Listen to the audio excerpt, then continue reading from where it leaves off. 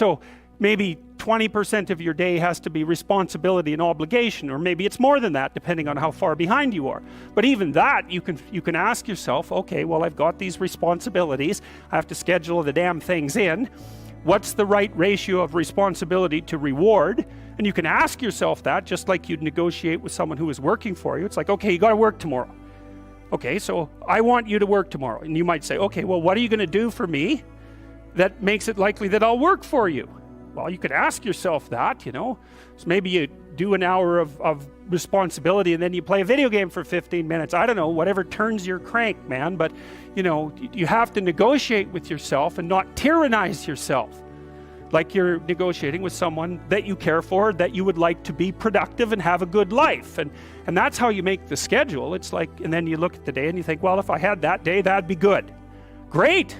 You know, and you're useless and horrible, so you'll probably only hit it with about 70% accuracy, but that beats the hell out of 0, right? And if you hit it even with 50% accuracy, another rule is, well, aim for 51% the next week, or 50.5% for God's sake, or because you're going to hit that position where things start to loop back positively and spiral you upward.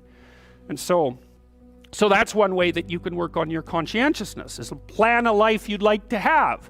And you do that partly by referring to social norms. That's more or less rescuing your father from the belly of the whale. But the other way you do that is by having a little conversation with yourself about, as if you don't really know who you are, because you know what you're like. You won't do what you're told. You won't do what you tell yourself to do. You must have noticed that.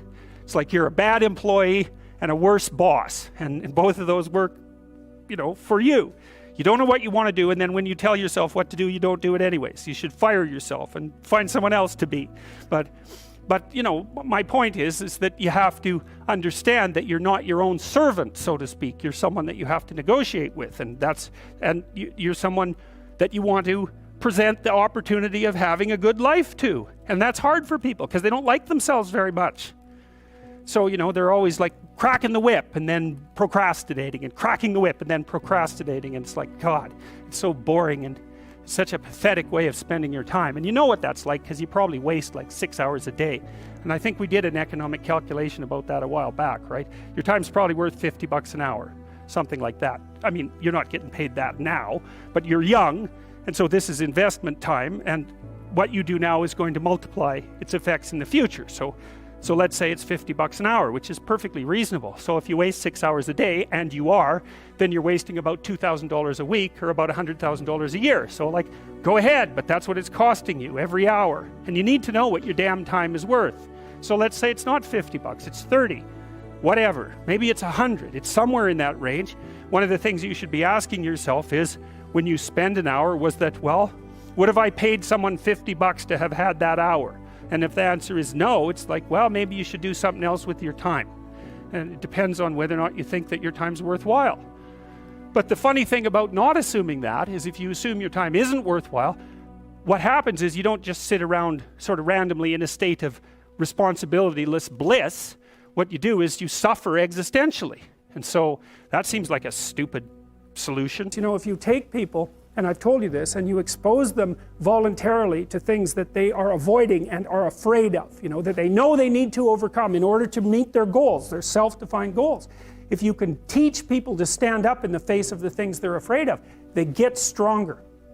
And you don't know what the upper limits to that are, because you might ask yourself, like, if for 10 years, if you didn't avoid doing what you knew you needed to do, by your own definitions, right, within the value structure that you've created, to the degree that you've done that, what would you be like? Well, you know, there are remarkable people who come into the world from time to time, and there are people who do find out over decades-long periods what they could be like if they were who they were, if they spoke their being forward. And they get stronger and stronger and stronger, and we don't know the limits to that. We do not know the limits to that. And so you could say, well, in part, perhaps the reason that you're suffering unbearably can be left at your feet, because you're not everything you could be, and you know it.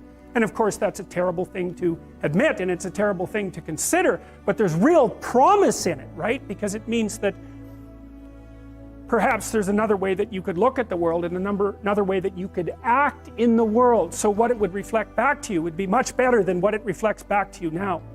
And then the second part of that is, well, imagine that many people did that, because we've done a lot as human beings. We've done a lot of remarkable things, and I've told you already, I think before, that today, for example, about 250,000 people will be lifted out of abject poverty, and about 300,000 people attached to the electrical power grid.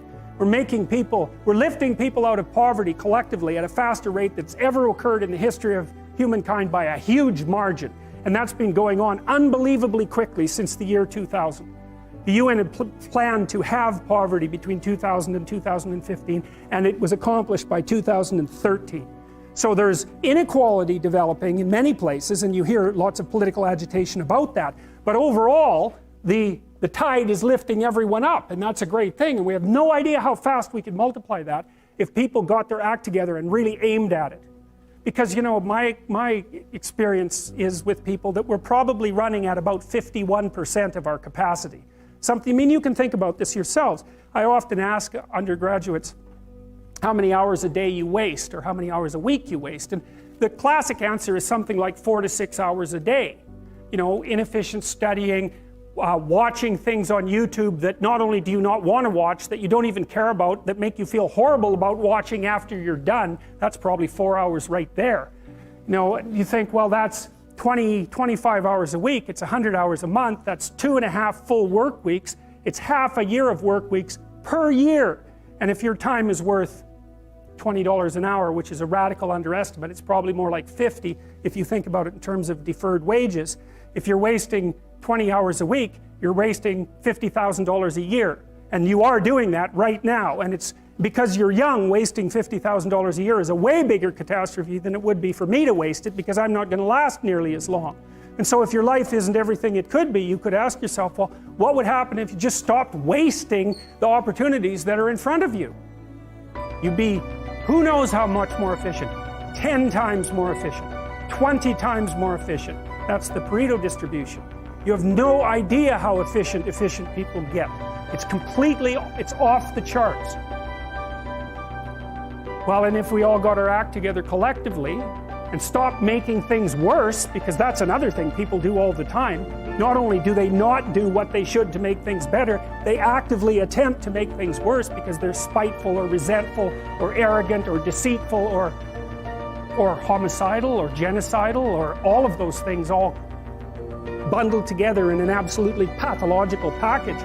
If people stopped really trying just to make things worse, we have no idea how much better they would get just because of that.